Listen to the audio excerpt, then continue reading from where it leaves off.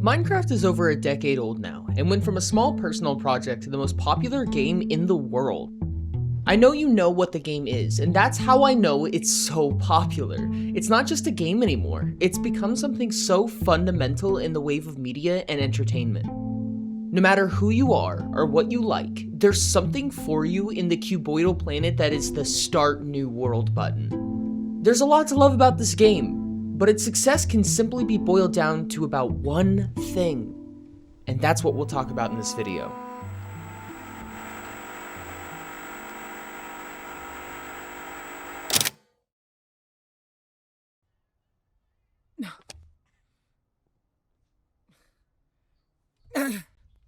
Hi! Thanks so much for letting me borrow your screen. My name is Oridont. This world kinda sucks, so let's build a new one. Minecraft is a sandbox survival game, and those two characteristics are somewhat opposite of each other, yet they somehow coexist. This expansive game allows for you to play as a builder, an engineer, an explorer, some combination of whatever you can imagine. Even with only a select 2,000 items or so, people have managed to make computers and real architecture inside the virtual scape. The expansive nature of the game and the infinite possibilities can be shaved down to one concept that we'll explain in this video. Can infinity be made from a limited number of pieces?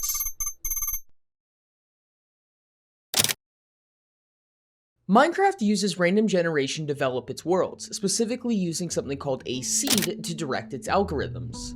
Essentially, the world will start with a blank layer of stone at varying levels, change the higher levels based on what biome each chunk is in, then generate structures on top of this ground, all based on the characteristics of the seed. As we add more facets that can be randomly generated, whether that be different types of structures, biomes within the world, types of blocks that may be placed such as ore or water, and so on, the number of combinations grows exponentially. There are over 18 quintillion different worlds that can be created in Minecraft purely based on the number of seeds that exist as a foundation for each world's generation. Within each of these worlds, there are over 1.1 quintillion blocks that exist, or rather block spaces, given lots of that will be literally air. This is the effect of modularity.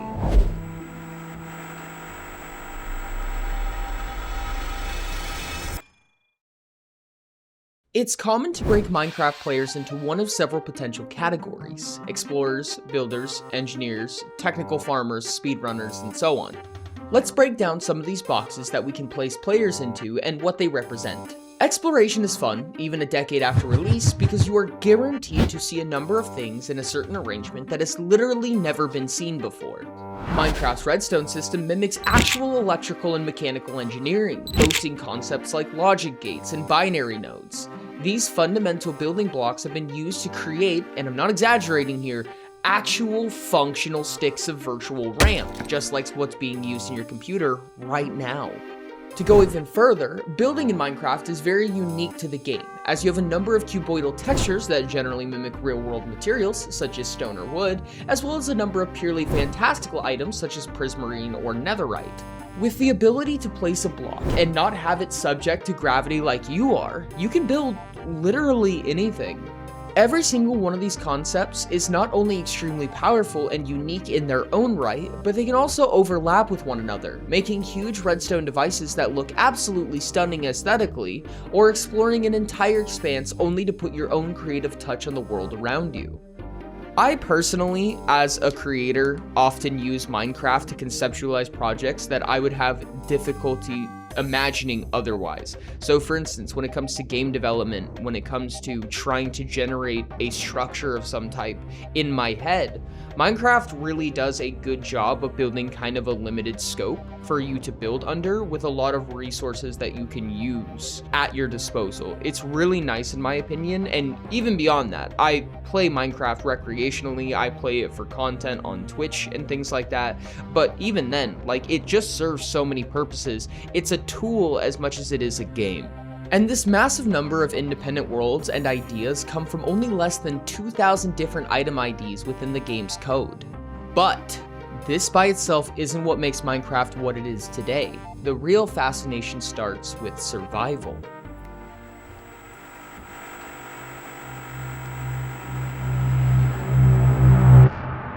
Modularity is a tool that can be used to build something greater than its creator. By simply giving a set of building blocks, no pun intended, rather than a linear path, you offer more than just an experience, you offer creative freedom and perspective. I may be able to construct something in a vacuum on my own, something good even. But when you give me a predetermined amount of assets and resources, it limits me in a way that forces me to think in some way I wouldn't have on my own. For example, Minecraft is a voxel game, meaning that there is a built-in three-dimensional grid system. All placeable entities must exist in one or more of these grid cells, and if there is one in its place, it must be removed before a new one can be added. Of course, this is an exception for actual in-game entities like creatures, but this is assuming that we're talking about blocks, stairs, slabs, so on. This is a massive limitation. Unlike the real world, where you can put any object literally anywhere you can reach, you have a finite number of spaces where you can place a block of dirt. This does make the game easier to develop, simpler in nature, and overall more comprehensive, but it serves another purpose as well. It forces you to think in a way that isn't common in reality. Limitations make us smarter. Now, that's not to say that handing somebody a box of Legos is going to solve all the world's problems. A creative toolset does not build greatness on its own. I mean, Photoshop is similar in this concept, right? You can literally make anything in a drawing program or a rendering software. You have a few limitations, like how you composite the colors, in what ways you can manipulate the image, and the fact that it will literally always be two-dimensional even if it doesn't appear that way. Yet, if I handed you a blank canvas on Photoshop and said, make something, it may be a struggle to construct something that you're genuinely interested in and proud of. Creativity begs for inspiration, and what better inspiration than a baked-in, subtle lore to an expansive world and a survival-based gameplay mechanic where a story will begin to develop itself. Wait, stop, hold on. We're gonna pause this video for just a second. Yeah, I know this is a very obscure game that no one's ever heard of, the weird Lego game or whatever. Make sure to hit subscribe. I hate doing this part, honestly. But if you subscribe, you don't have to listen anymore. Ooh! Okay. The next video is another episode of the Vault series, so I think you really want to see that. Especially if you're fodder.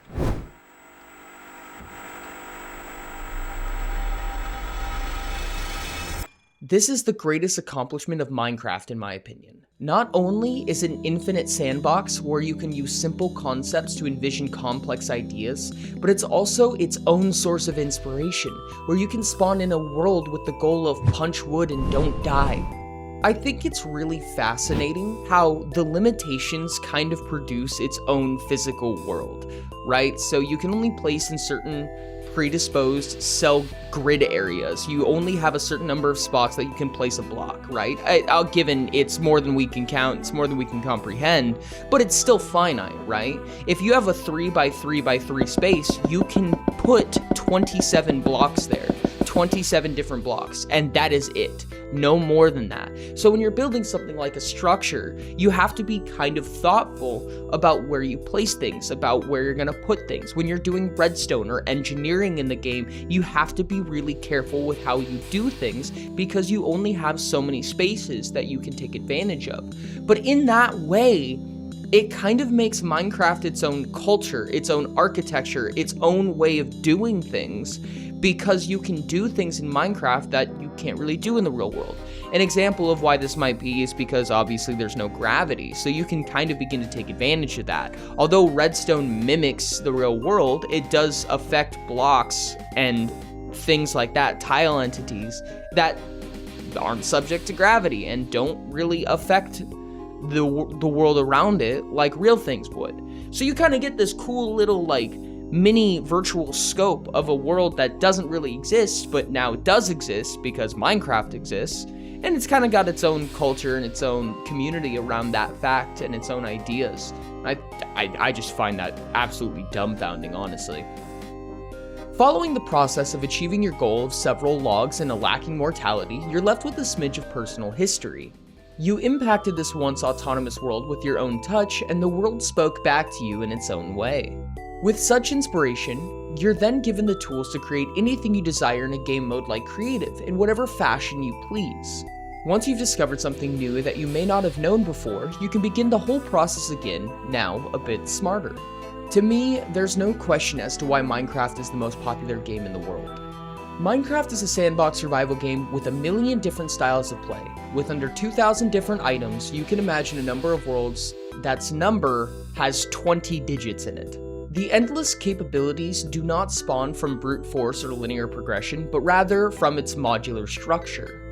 With random generation and some clever design, you can play not only in a survival style world that you own and control, but also play God with no ability to die and infinite means of creativity.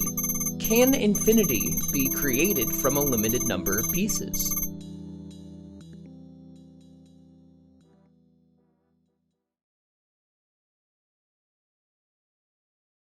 Thank you so much for watching a cute little video about Mincraft, our lovely, lovely Mincraft. If you want to check out more videos just like this, because I know you do, don't worry, you didn't even have to ask, I already knew, you're okay. Left button to check out another video that YouTube decided is just for you, specifically for you, and only for you, specifically. Or click the button on the right if you want to check out a playlist with all other videos, like this one. Obviously you're here, so you must like something about this one. There's more of them. Okay, thanks.